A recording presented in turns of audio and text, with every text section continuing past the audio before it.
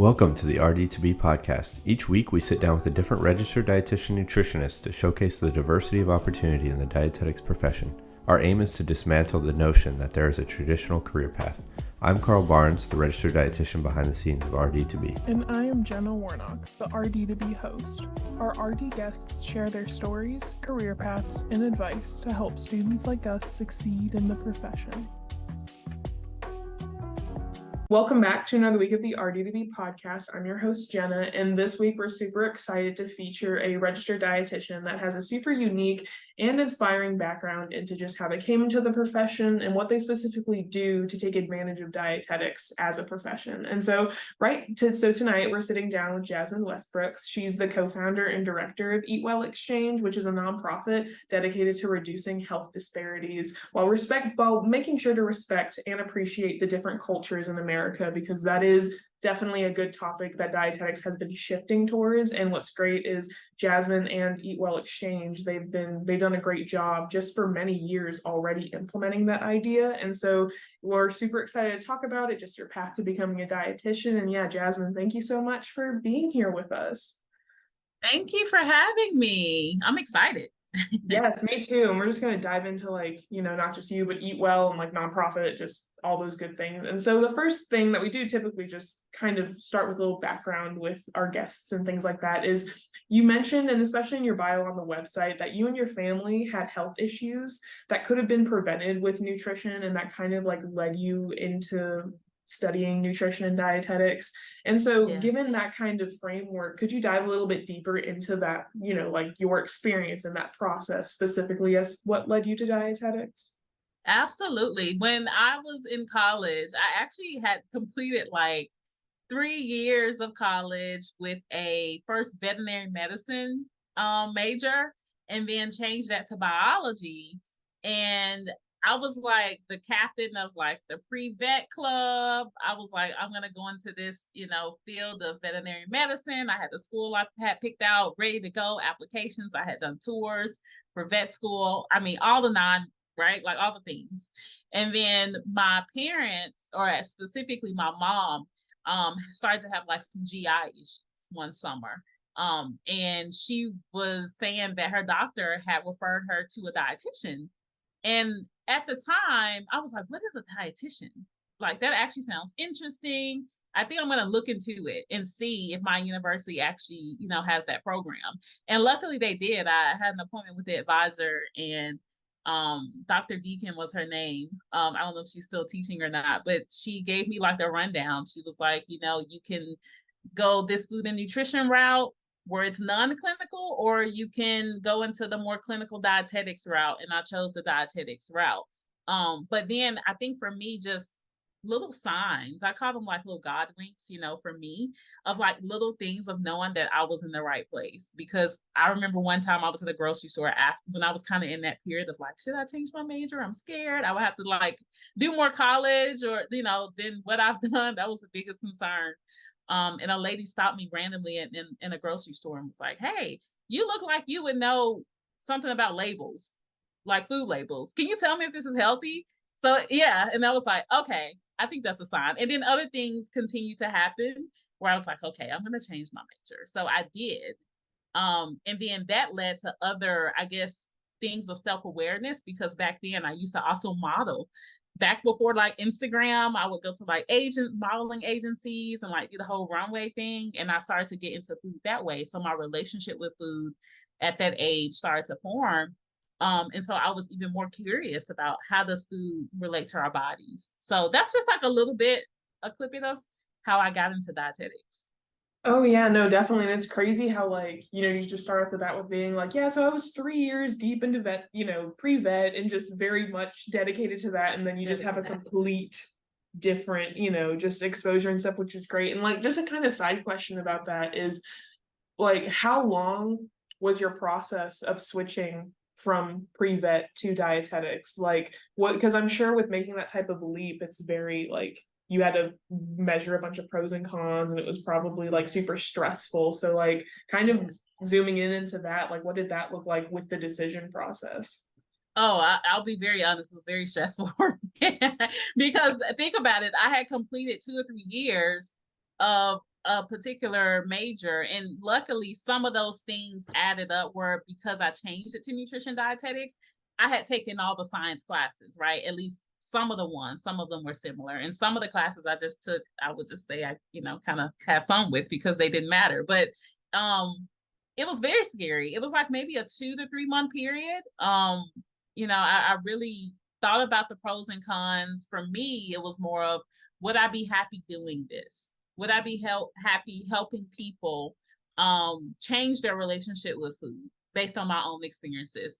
Would I be happy saving somebody's life or contributing to somebody's life like I could have for my grandparents, but it was too late, right? Like those are the pros and cons that I looked at. And sometimes when you're in it, it's very scary. And for me, luckily I had counsel, meaning I had people that were like, okay, it could work. But then you also have people who are like, you're crazy, you're almost done.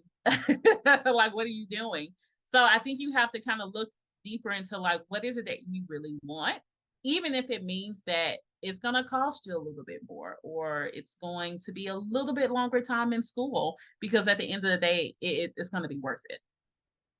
Yeah, no, definitely. And I think it's good how you kind of measured, okay, what is it that I want versus, maybe what other people are saying. And, just kind of like, you really do have to be honest with yourself and kind of tune into like, what do I want to do? Where do I want to make the most impact and things like that, which I think is really, really great. And so you spoke a little bit about how one of the motivators was improving people's relationship with food, or just, that kind of aspect. But one of the credentials you have is that you are a certified diabetes care education specialist. There you go. Yes. And as far as we kind of talked about, what made you want to pivot to dietetics, but as far as diabetes education kind of entering your realm of interest, or just topics that you're kind of more adept to in dietetics, what kind of made you kind of hone in on that? Like after you honed in on dietetics, how did you kind of drill into diabetes specifically? That's a good question, because when I first graduated from the degree, so my undergrad, I knew I wanted to go further for the internship, but I had in my mind that I only want to work in inpatient. And I was like, that's where I want to be, inpatient hospital. I got this. It wasn't until my internship where I was like, no, I don't enjoy this, And I realized quickly, like, I like to educate people on the facts, and I like to educate people where it works for them, because I truly believe there's no one size fit all. There is no generic recommendation that's going to work for everybody. You have to really consider different barriers. And I felt like at the time, working in a hospital, for me, I didn't have that experience because the time was so limited, right? And then, you have people that are on different medications, and they may not comprehend it because they're on different medications. So your 10 to 15 minutes, sometimes it felt like, in a sense, it almost felt pointless, but it just wasn't the type of engagement that I wanted. And so I then decided to shadow diabetes center. One of the inpatient dietitians recommended I do it. And I shadowed this diabetes center, and I was like, wow, this is what I want to do. Teaching the classes, really understanding people, building that rapport and relationship with people and groups, and giving them the facts about diabetes, because there's so much misinformation out there. And so that's where it stemmed from. And actually another instance where it stemmed from is during my internship, one of our speakers was a diabetes educator.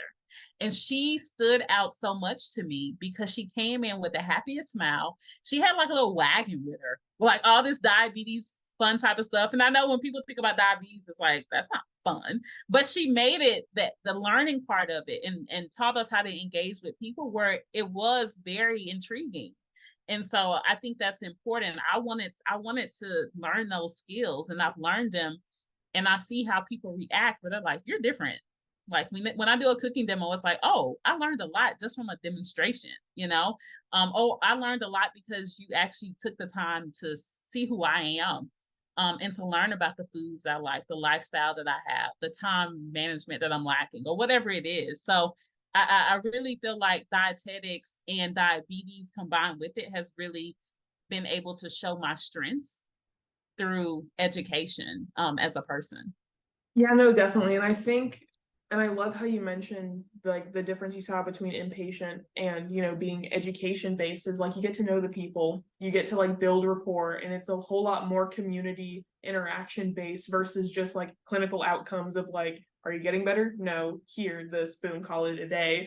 Where, Right. and honestly, like it makes sense that, you know, you see more improvement with those people that you do see in that setting because you get to know them as a person. You're like understanding their lifestyle and you're like, hey, how can we make a direct change with what you're currently dealing with? And I think it's a great like segue just into what EatWell Exchange is all about, like getting to know the people, educating the people, and just kind of like understanding their cultural background or just their perspective as a whole to kind of make them make long-term changes. And so kind of like shifting into that like cultural community lens, and we're kind of like segueing a little bit into EatWell Exchange, but just before that, so like what you said, you loved educating the facts. You loved like just teaching people proper information about diabetes. And I'm sure that can be very difficult with just, you know, different people, just with how complex the disease is and how like how deep you can or cannot go with it. And so given your background in that diabetes education and also the cultural awareness that EatWell Exchange focuses on, how do you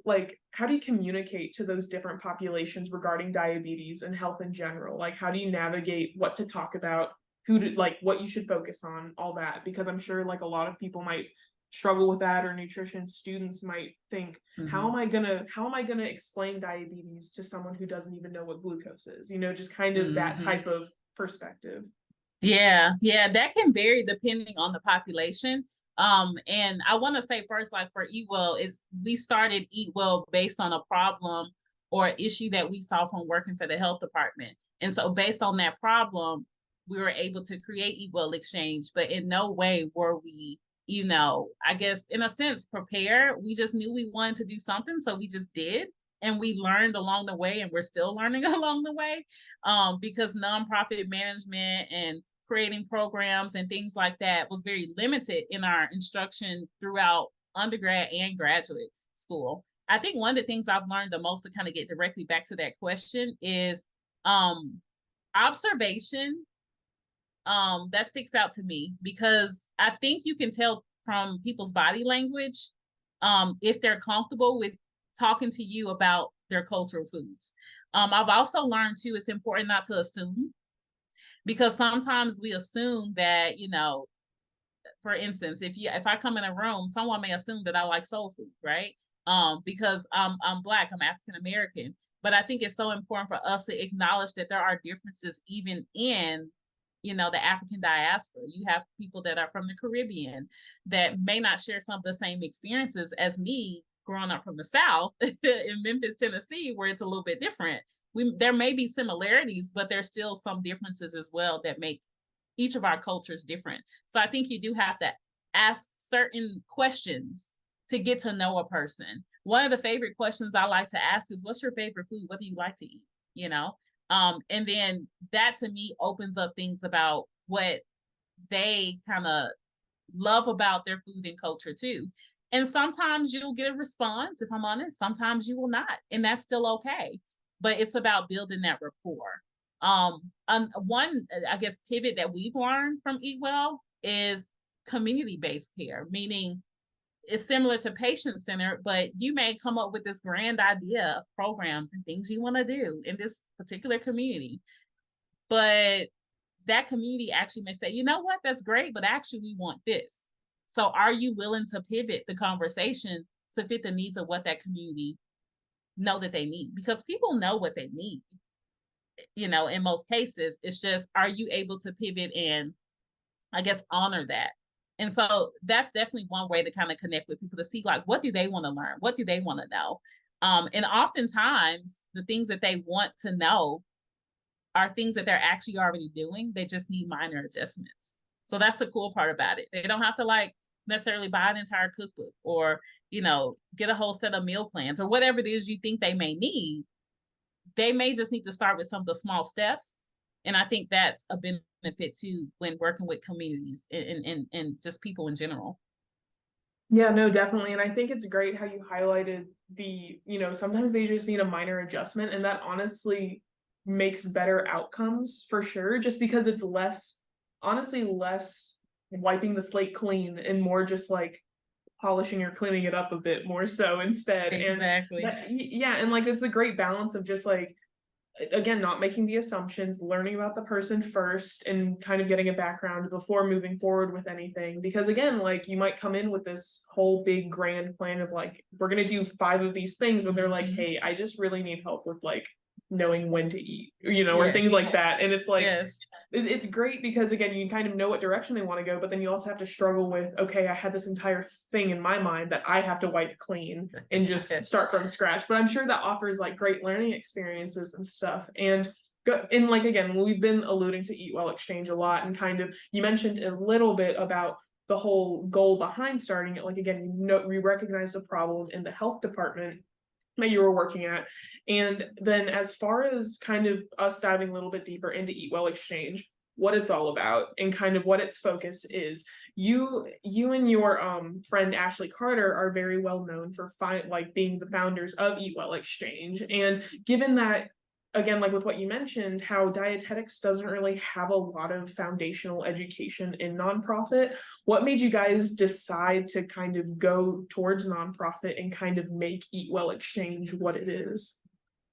That's a very good question. We knew we wanted it to be a nonprofit because we wanted our communities to be able to get the information and the resources for free, because we did see a lot of disparities. We saw a lot of social determinants of health type of issues before, social determinants of health was a thing. So we saw that before COVID. And what's very interesting is we saw it, the more people that we were impacting and teaching, we started to resonate with it. It's like, oh my gosh, I remember that from my childhood. Wait a minute, like that was actually me. Or, oh my gosh, my grandmother went through the same thing. That was actually me. So we began to see little reflections of people that we love in our family, actually the same things happening. And so when I say same things happening, I mean, when working for the health department and working for WIC, and we love WIC, it's a great program. They give a lot of different resources and things that are needed in these communities. We noticed, though, that a lot of nutrition professionals, unfortunately, would tell people to eat certain things that they may had not heard of.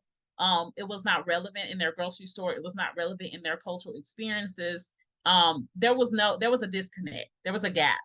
And so that's when we decided to brainstorm. Honestly, it was like a girls' night. We're hanging out and we're like, let's start a nonprofit. Right? Crazy as it sounds. And we started this nonprofit, and we had known someone that was doing some of the same work in these type of communities. And we talked with them, and we had people that we talked to actually help us, guide us a little bit. But as far as management, we are still figuring it out, like what to do, applying for grants, hiring a staff, all these different things that now we can think about since we've been incorporated for 7 years. So it definitely has been a learning experience for us.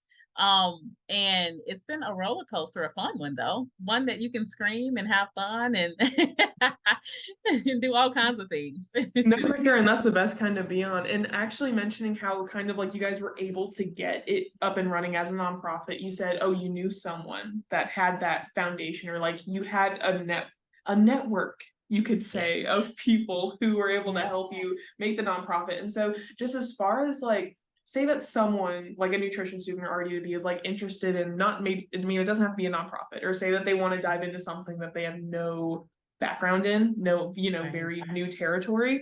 So whenever it came to you like forming that network and kind of knowing those people who knew about nonprofits and things like that, like how did you kind of form that? Was it like a work relationship that you had with them? Like how did you form that relationship with them beforehand that allowed you to use them, of course, in a professional sense, to help make your own nonprofit? Right. That is so funny you mentioned that, because that's the part I think that scares a lot of people. The story I'm about to share of how we've been connected with this like mentor that kind of, helped us and inspired us to do what we currently do today. I remember actually being in my dietetic internship. I was invited to a meetup through the academy with a member interest group. So it was Novadan. I don't know if you've heard of Novadan before. National Organization of Blacks in Dietetics and Nutrition. And so we met up in Orlando at the facility of a Black dietitian that actually had programs for people in underserved communities. They had a mobile bus that went around to the different neighborhoods to sell produce, which was actually cool. And I remember telling her, it was like a light bulb. It was like, this is what I want to do, right? Like as she's touring and showing me all the different things just from this meetup. And I told her, I said, you're going to be my mentor. And she's like, what? I, I was like, you're going to be my mentor. And from that point on, I made myself accountable. I made a responsible decision to say, when I say I want you to be my mentor, it doesn't mean that I'm expecting you to reach out to me all the time. I was reaching out to her. And so I think that's really important for students to learn, and just anything new that you decide to transition in or pivot in, it's okay to reach out to people and ask them if they can be your mentor. But in that relationship, you also have to hold yourself accountable to meet with them, to be able to text them, to be able to call on them, to set up appointments with them. You have to also hold yourself accountable. And because I asked to be her mentor, I was consistent with like being a great mentee. I think, some of these internships now they have where you can do 2 weeks of wherever, right? You can do whatever you want to do. As far as a shadowing experience, I picked her location. And this lady took me in like a daughter. Like I stayed in her house, while I was doing the internship at her facility. Like it was the best 2 to 3 weeks I had in my life, but it really set a foundation for me. And to this day, I still talk to her about certain things. Like, this is what happened to me. Have you ever experienced that? Do you have any referrals? Do you have any resources? So I think we also have to, in a sense, hold ourselves responsible and be accountable. If we decide to have a mentor, be that mentee that's going to reach out and ask the questions. Yeah, no, and I'm so happy that you shared that story of how you found that mentor, because like that really is a foundation of like networking and making strong connections and meaningful connections. Because, and like I think a key takeaway of that is to have a good mentor, you need to be a good mentee. And it's like definitely a two-way street. And I feel like a lot of, again, like imposter syndrome and just like feeling like you're not good enough and things like that, that can definitely be something that might stop a student from reaching out to someone. Or just like, even if they do find someone who is mentor worthy, they're like, oh, should I text them? Should I call them? It's like they're willing. Again, like dietetics is also such a giving profession, and like we all just want to help each other. And so it's really like, again, if someone experiences your situation where it's like you find a dietitian or just anyone and you're like, you're who I want to be, you're who I want to have a connection with, there's nothing wrong with reaching out, taking initiative and forming that connection, because that's what helped you and Ashley form EatWell Exchange and kind of boost it up to be what it is today, which I think is such a great thing to highlight and a really good takeaway of like kind of how to practically form networks or connections. Because again, like I feel like students always hear, oh, form a network, find a mentor, do this, where it's like, okay, great, how? And then like, yeah, and that's why we always do like to highlight, like for dietitians and stuff, maybe like how they found their mentor, what they did, because it really helps kind of clear up a little bit of the fog of, okay, what does it even mean to have a mentor, or like what does it mean to do, which is really great. And yeah, and so and it's great to hear that she kind of helped you, kickstart that nonprofit and kind of get it to where it is, which is great. But so kind of going more into nonprofits, especially in the dietetic space, RD2BE as a nonprofit, like it can be very difficult to maintain and continue a nonprofit without the proper support, whether it be socially, financially, or the infrastructure itself. And so how did you and Ashley set up EatWell Exchange to remain like viable and successful and keep up with the paces that you needed, especially while executing a mission that kind of needed the proper support and to stay going on with that? Yeah, that's a very good question, because honestly, a lot of nonprofits at some point, early within their years of being incorporated, they actually kind of go under, meaning they don't have the funding, the staff in order to do certain things. And now that's actually one of the things that we're in the midst of now, is figuring out how to have that sustainability, right? Because we know that we started out with 3 co-founders, myself, Ashley, and actually Deidre Washington, who was also working at WIC for us at the time. And she's still such a strong supporter of EatWell Exchange too. But she decided to like go into like maternal health as like a main focus. But the point is that you really For us, when we started, how can I say it? When we first started EatWell, we had an agreement, and it was like, okay, we're gonna have dues, right? We're gonna donate, $50 a year. We can, even if that meant 2 events a year, right? And when I say events, I mean like a classroom at a library, right? It could be something completely free, or it could be something where, somebody that has an establishment, or a group of friends that can get together and you want to have them as your beta, right? A group of people to test out your curriculum or whatever that is. So I will say it's not an easy process to gain money, but for us, we've been very blessed in the sense that we've been able to get donors. So people like that donate to us, even through like social media or through our email list. We're able also to get funding through grants. Now, the interesting thing about grants, and I will say, because we get this question a lot when it comes to grants, is how do you all get grants? Because lately we've been getting quite a few of them. We're so blessed to be able to do that, but it does take a lot of work. But a lot of grants don't want to award you anything unless you're already doing the work. So at least for the first like 3 to 5 years, Ashley and I were doing the work and not getting paid, not having any funding to do it, very little funding to do it. And so I think that's important, that in order to start from the bottom or the beginning, you have to already start doing some of the work. There has to be some type of traction, because a lot of times the grants won't be awarded based on, oh, that's a great idea. They want to see outcomes. They want to see how many people were impacted. They want to see sustainability. So that's definitely one, the grants, the donors, and something new that we're kind of embarking on our campaigns, fundraising events, and that takes time too, to be able to gain that momentum. So it's definitely a timing thing as well, but that's just some of the ways that we've been able to get funding from donors, donations, small grants, up until like more of larger grants. And if you follow us on Instagram, you'll see we praise anytime that we get a grant. But I think people don't understand too, behind that, for every like 10 grants to apply for, that's like one, So I think more and more we've been like transparent with our journey. Like, oh, got another denial. I'll be honest, just this week or last week, I got 3 denials, right? But I'm still going to apply. It's not going to stop me, because I know that one is coming, so that I can fund that next program and continue that next program for the community.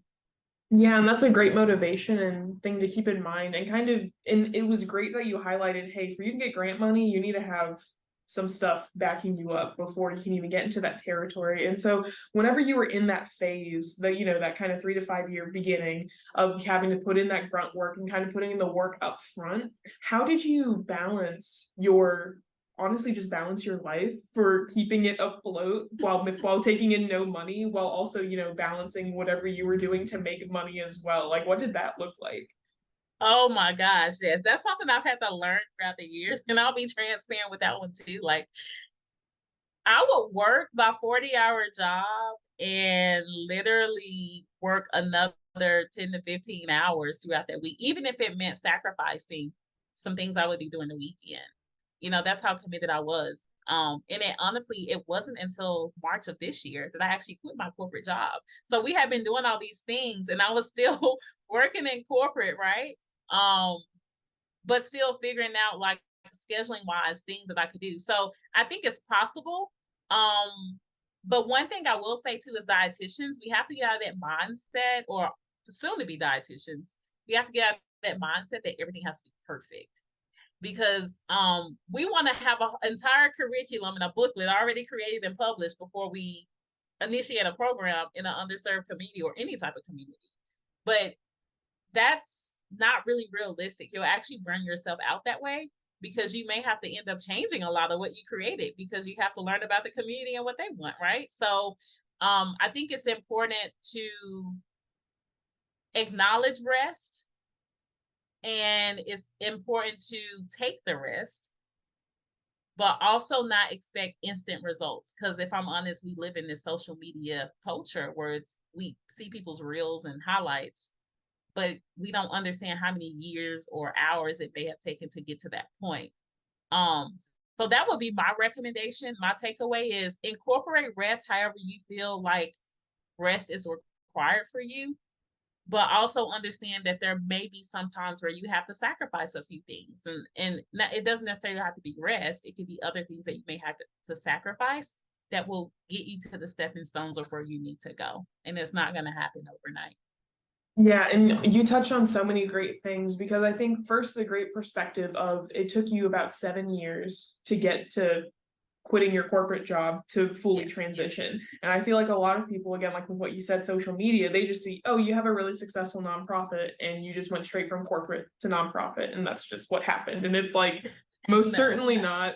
That's, and it's great just like highlighting that. And then also like, it's a really, what I'm glad that you mentioned is you kind of, what it sounds like is you mentioned a kind of modified version of hustle culture, in the sense of you do have to put in the hours, you do have to sacrifice some things, but you also still need sleep, and you also still need to like honor your peace and not burn out incessantly. And so like it's like the good modification of like, hey, don't try to be perfect, recognize rest when you need it, but also acknowledge the fact of, hey, you might have to do a full-time job and dedicate a couple more hours each week to put in the work. But again, it's like, if you really care about it, if it's really something you want to do, it necessarily, I mean, of course, those extra hours can make you feel burnt out at times, but if it is rewarding and if it is fulfilling, it'll hopefully mitigate some burnout.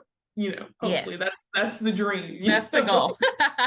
Absolutely. Yeah. We are not supporting a burnout culture over here. I mean, Ashley and I are very good. I'm glad to just have a partner to do this with a partner, because Ashley knows we're best friends too. Like Ashley knows when I'm tired, right? And she can feel it, she can see it, she can hear my voice. She's like, all right, Jasmine, I think it's about time. And I say, you know what? It is about time for me to take that vacation, or to take a weekend of rest and go hiking, or do something that I really enjoy. There's so many different types of rest. I won't get into that, but it's just, rest isn't just about sleep. It's about enjoying life, period, and thinking about things that really, I guess, in a sense, like rejuvenate you so that you can come back better, and you can focus full on the nonprofit that you want.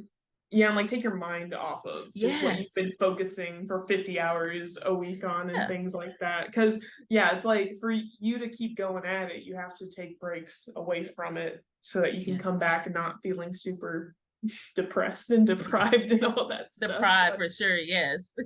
Yeah, and so you did mention, and again, like we kind of mentioned a handful of times how like dietetics, the educational curriculum, doesn't really like mention nonprofits and all the grit that goes into it and how to actually make a sustainable, viable one. And so I'm sure it was definitely a lot of trial and error as far as it came to navigating nonprofit management. But so like, of course, kind of going a bit more specific into that, how did you learn how to run and create EatWell Exchange? And like, given that you didn't have any prior knowledge, because kind of diving headfirst into it, you do have to swim as you go, sink or swim kind of thing. But as far as like gaining more knowledge and gaining more understanding, what did that process look like for you with EatWell Exchange?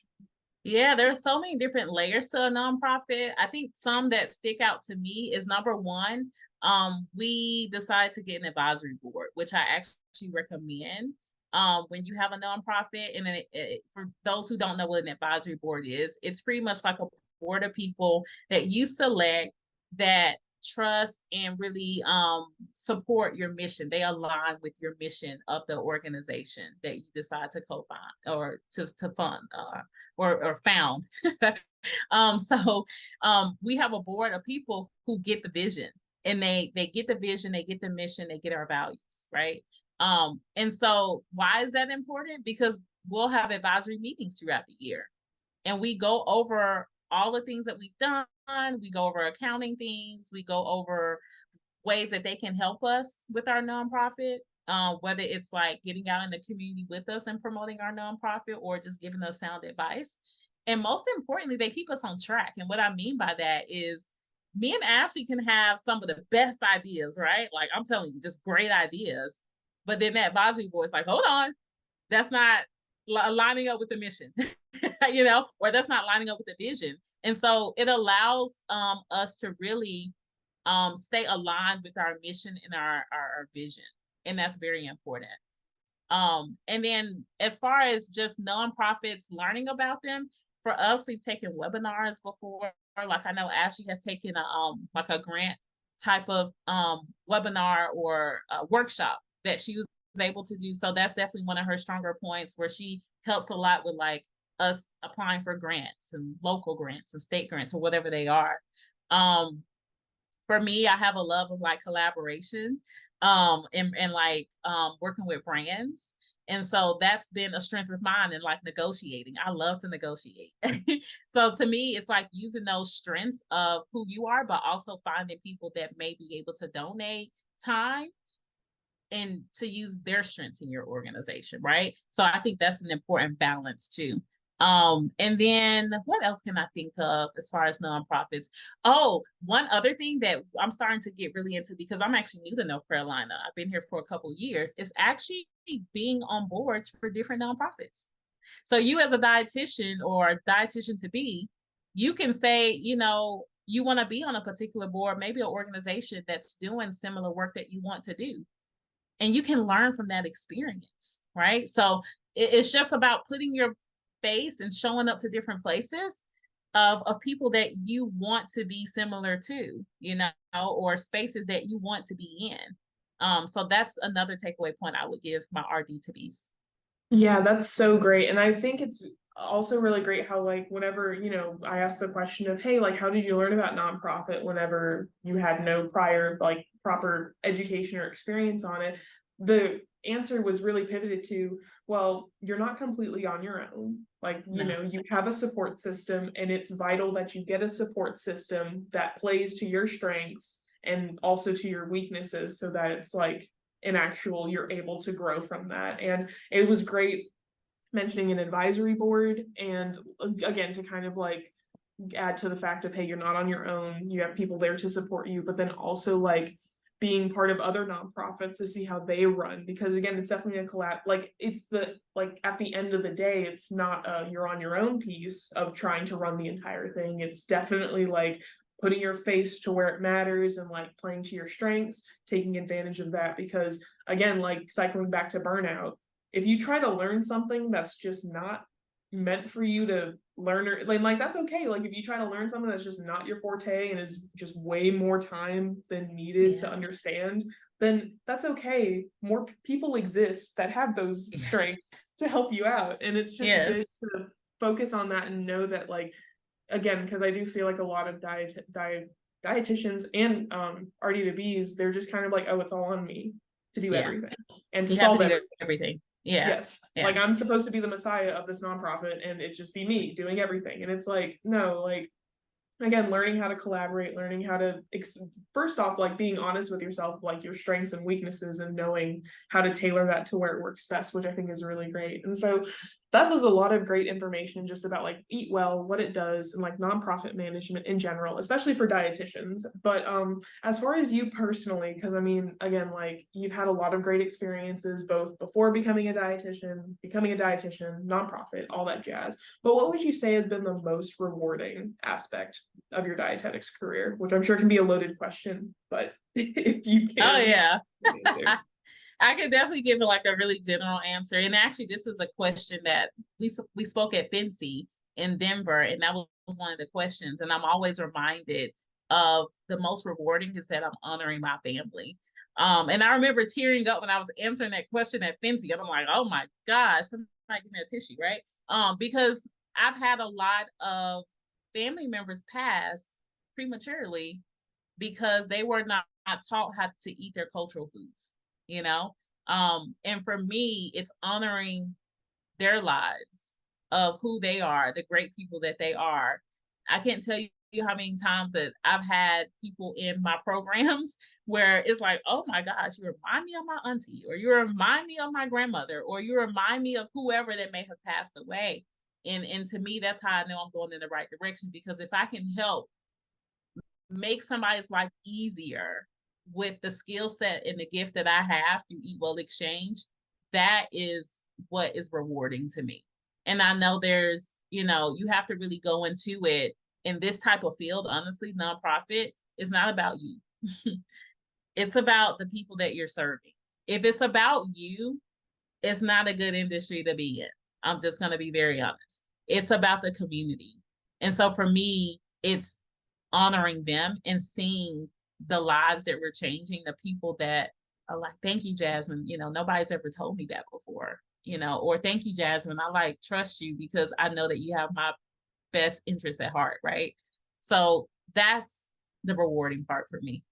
Yeah, and I think it's great because, and I think it's such a great position to be in where you're able to identify a vision, a passion, or a goal that you feel so aligned and in tune with that it brings tears or it brings an emotional side of you out, because I think that is such a great indicator of just like, yes, I'm in the right, I'm doing the right thing. This is for me. And like, it's a really good reassurance of just like, yes, this is definitely where my passion lies. And again, that's not saying to other people like, oh, if you're not tearing up about your next career as a dietitian, then that's not the one for you. But it's like, but it's also just kind of, if you ever want to think of just areas or think of not if they're interested in nonprofit, again, like if you have an emotional connection to it, that's really going to help dictate whether or not you're going to feel invested in it and want to put time into it, which again is just a great thing to highlight. And so like definitely mentioning how like you wanted to honor your family and kind of decrease the health disparities with nutrition and help with preventative medicine, respecting the cultures and all those wonderful things. And it's great having that topic emphasized, because I do feel like that's like with what you saw in WIC, that was definitely something underrepresented and not focused on. But are there any other areas of dietetics you wish had more attention or support on? And then like kind of another side thing to that, do you feel like there's certain topics in dietetics that are overemphasized that you feel like should be balanced out with some topics kind of misrepresented? That's a really good question. I think when it comes to like different topics, and we talk about this a lot, like in our presentations, because we provide presentations to like WIC departments for like cultural training or cultural competency related focus on, culture focused nutrition. We provide education to universities. I mean, the list goes on to like different professionals. What I've noticed is sometimes, and this is one that sticks out to me for whatever reason, is an example would be like, if you have heart disease, okay, Mediterranean diet, right? Or a certain type of diet where people don't see necessarily their foods reflected in it. And it doesn't mean historically that it's not reflected, but people don't look at historically, how their foods are being reflected. If somebody has diabetes, they're going to be like, okay, what type of diet I need to be on? And oftentimes it's a certain type of diet where their foods may not be reflected. So I would definitely say that just having an open mind to the different foods that maybe you have no idea what they are. Being open to being that lifelong learner is important. And even like with EatWell, and for me, I'm only an expert in my own experience, but I can relay a lot of the concepts that we teach about in culture-focused nutrition educations of how I can be that lifelong learner. And start to relate or understand people's culture, even though I may not have experienced that same exact thing. In some type of way, I can probably relate. So I think that would definitely be one instance or example that I look at where, I wish there was more of a focus on just like a variety of different foods that we do have that we may not know about. And as dietitians, I know we're the experts in nutrition, right? But don't let it go to your head too much, because there's a lot of foods and practices out there that could be best versus what we recommend sometimes. I wish there was, I know one. I wish there was more research out there around culture focused type of foods and nutrition. I know there's a lot of research pending, and I actually just attended a webinar about like culture focused nutrition of some studies and things like that. But I feel like there needs to be a lot more research in that area, because I know that the nutrition field respects a lot of the research that comes out. And so we have that constantly. Think about the amount of research studies on the Mediterranean diet compared to other cultures of food. There is no comparison, so I think we do have a lot of work to do in that space. Shout out to the researchers, I know a few, for the work that they're doing to put a positive light on different cultures' foods, if possible.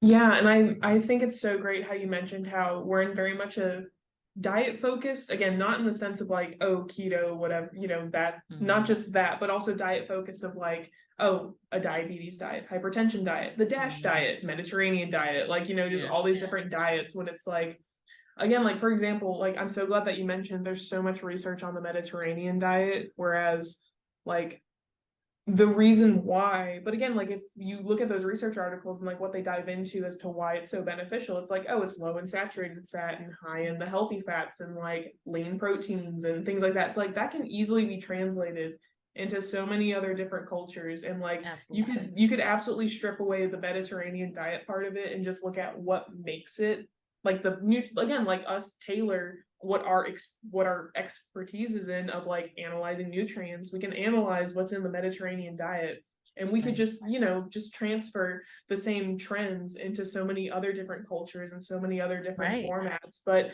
again, it's great that you mentioned how like, yeah, that needs to be uplifted more and that needs to be focused on more. And I think, again, like EatWell Exchange is doing a great job at that, at being like what different cultures are, what they need. And a thing that you said that really did stick out to me was you're only an expert in your own experience, because I think that's just a great line to go by, just as far as empathy, understanding, and just learning about different people. Because it's like, yes, we can be experts of nutrition, but we're not experts of other people's culture. We're not experts of other people's backgrounds.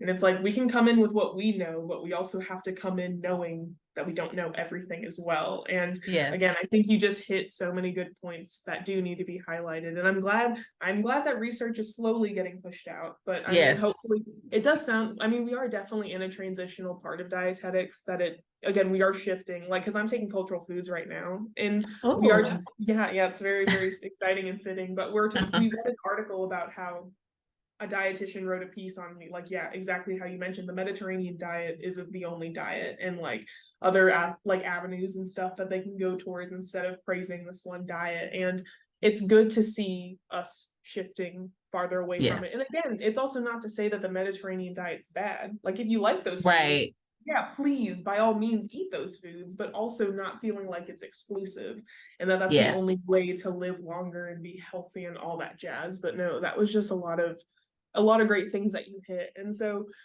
as we're like just winding down a little bit and kind of going more towards into like overall reflections, advice, things that RD2BE or nutrition student could really take away, now as they're listening. So given that you had a rather unique pathway towards becoming a dietitian, is there anything you wish you knew while pursuing the credential that you wish you heard while going through your journey? Yeah, I wish my calling was sooner, before I completed those 3 years, but no hard feelings with that one. Things I wish I would have known. Okay. So I have this saying, and Ashley laughs at me all the time about this, is I don't want to have any regrets. And what I mean by that, I think that's what drives me to like approach people if I want them to be my mentor, or to approach them through an email, because I don't want to live in regret of what could have been if I would have just acted. And so I think that's maybe one of the things. I mean, that can be broad, but I live in this space where just go for it and see what happens. A lot of times we don't go for it because we're fearful, we're scared, we're not good enough. The imposter syndrome starts to kick in, if I'm honest.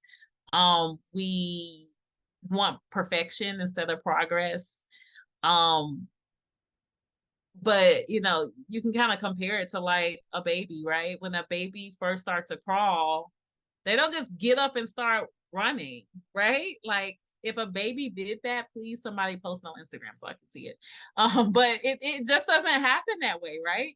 So I think it's important for us to go into it scared, because a lot of things I've gone into with EatWell, I've been like so scared. So many experiences where I may have spoke up and my voice was trembling because I was terrified. But now when I look back on it and after I was done, I was like, yes, I'm so happy I did that, scared and all, because it set me up for the next challenge, right? So go into it in a way, I know it's promoted all the time, be fearless, right? But if we're honest, we're going to have fear. but let that fear ignite you into doing it anyway, so. No, that's so great. And I think it's good mentioning how it's like, yeah, it's not just being fearless, but it's like my takeaway from that is if you recognize something that scares you, that's honestly an indication of like you should probably do it and stuff. And like I can absolutely attest to the living with no regrets and like just kind of shooting your shot and seeing what happens, because the way that I found out that I was going to go to Virginia Tech next year was I was looking at my options, of course, and like stressed like any senior applying to grad school and dietetic internships and things like that. And I heard about just like the different, again, with the master's degree, you can have a bunch of different options of like, you could do thesis, you could do standalone, you could do combined, you could do just so many different ways. And for me, I just knew that I had a calling for research specifically. And so I was just like combined. I wasn't feeling a calling to combine. Like that just wasn't what I was looking for. But I realized that like thesis-based masters, research-based masters, that was like the scary calling of like, okay, that's what I'm interested in, but also that seems really hard, or like I can't do it, or, just that whole thing. But I shot an email to Virginia Tech, and one thing fell after another, and had I not like emailed them, I would have not found a faculty advisor that conveniently had a trial that was opening up the fall, like the semester that I would be starting, and that they were looking for someone conveniently with a dietetics background, and that program funding my tuition and giving me a stipend and just kind of covering all those things. Yeah. And so it's like, again, attesting to what you said, where shoot your shot, because even if you don't make it, it's still, again, like it's the phrase of you miss 100% of the shots that you don't make. Right. Yeah. And it's just super great and I'm glad that you mentioned it in a more realistic perspective of like, you're going to be scared. It's not like you're going to do it and it's going to be easy peasy, but it's like, if you do find something that's scary, that means that you should at least poke it, like you should at least like kind of see what happens. And I think too, people forget, like, I had a mentor, by the way, you can have as many mentors as you need, because I've had plenty, but I had a mentor once tell me, she used to use this phrase all the time, and I get it. It's like clarity of what you need to do is in the doing, right? Clarity is in the doing. So if you just sit on it and you're just like, I'm scared to do it, so I'm not going to do it, you're never going to know if it's what you are supposed to do anyway. So clarity, a lot of times, the clarification of who we are and what we need to do, it comes in the action of actually doing it. And then you start to see if it's for you. And I tell students that all the time, that we like mentor and that we have as interns. They say, oh, I want to have a nonprofit. And I say, are you sure? You're right. Like, and it's not to be negative, but it's like, I want you to do the things so that you can have clarity around this is what you want to do.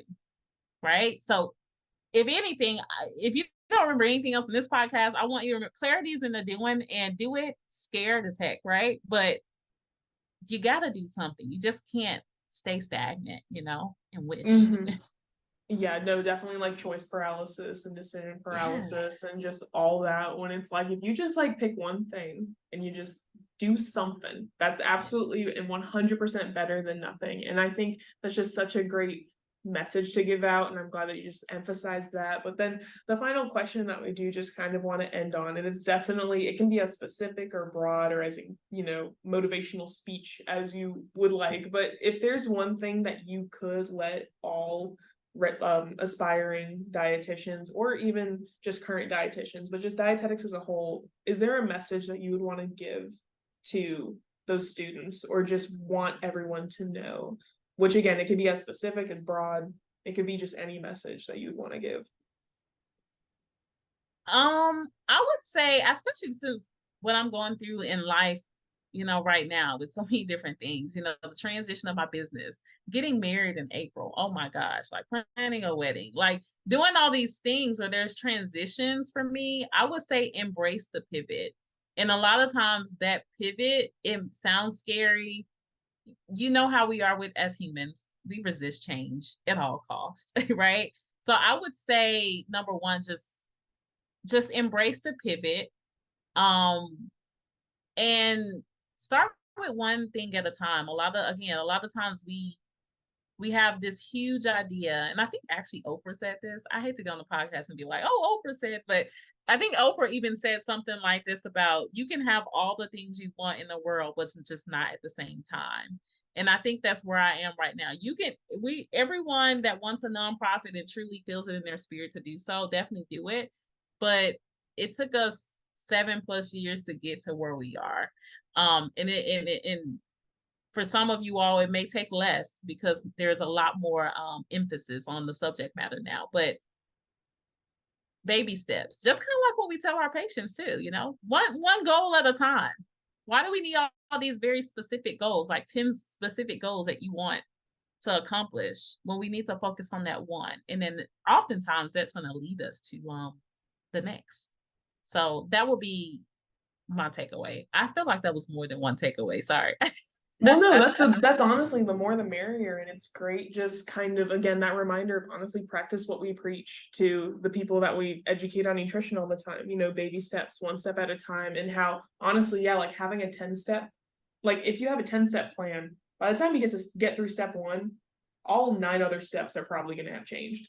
And so then it's like no point in having this broad, super like obscure 5-year plan when really it's like, once you take one step at a time, that will lead from one to the next. And again, it's also remembering to always take steps and not to feel like you have to like pause for forever until you can make that next step. But no, those are really great words to end on. And Jasmine, we covered so many great things just about your nonprofit, about culture, and about just like things in dietetics that need to be talked on more, and just great advice for nutrition students.